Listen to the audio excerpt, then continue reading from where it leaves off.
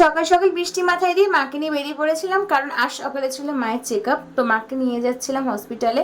আর রাস্তাঘাটের এতটাই খারাপ অবস্থা, ঠাকুর নমস্কার করেই তাই বেরোলাম। আর এমনিতেও আমি সবসময় ঠাকুর নমস্কার করেই বেরোই।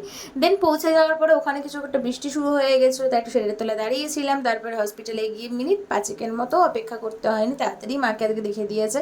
কারণ অনেক পেশেন্টের ভিড় ছিল, বাট যেহেতু মাকে একটু তাড়াতাড়ি দেখতে হতো। দেন ডাক্তারের সাথে কনসাল্ট করে বেরিয়ে এসে এত জোর খিদে পেয়ে গেছিলো, পাশেই শ্রীহরি ছিল, শ্রীহরিতে খাওয়া দাওয়া করে একটু দাঁড়িয়েছিলাম। তারপর দেখি মা হঠাৎ করে ভিডিও নিচ্ছিল। তো যাক, এই জিনিসটা আমার এত ভালো লাগে। মা সবসময় ভিডিওর ক্ষেত্রে আমাকে খুব সাপোর্ট করে, এতটা মেন্টাল সাপোর্ট দেয় কি বলবো। তাই আজকে মাই দেখছি নিজের ভিডিও ক্লিপিংটা তুলে দিচ্ছে, যাক দেখেও ভালো লাগছে। দেন গড়িয়াতে এসে যখন নামবো তখন দেখি শুনছি নাকি প্রচুর বৃষ্টি, এবং আমরাও যখন নেমেছিলাম তখন দেখছি প্রচুর বৃষ্টি। আর এদিকে আরেকটা কাণ্ড ঘটেছে, এখন নাকি লাস্ট মেট্রো উত্তম কুমার অবধি চলবে। এটা কি সত্যি? তোমরা জানলে জানিও।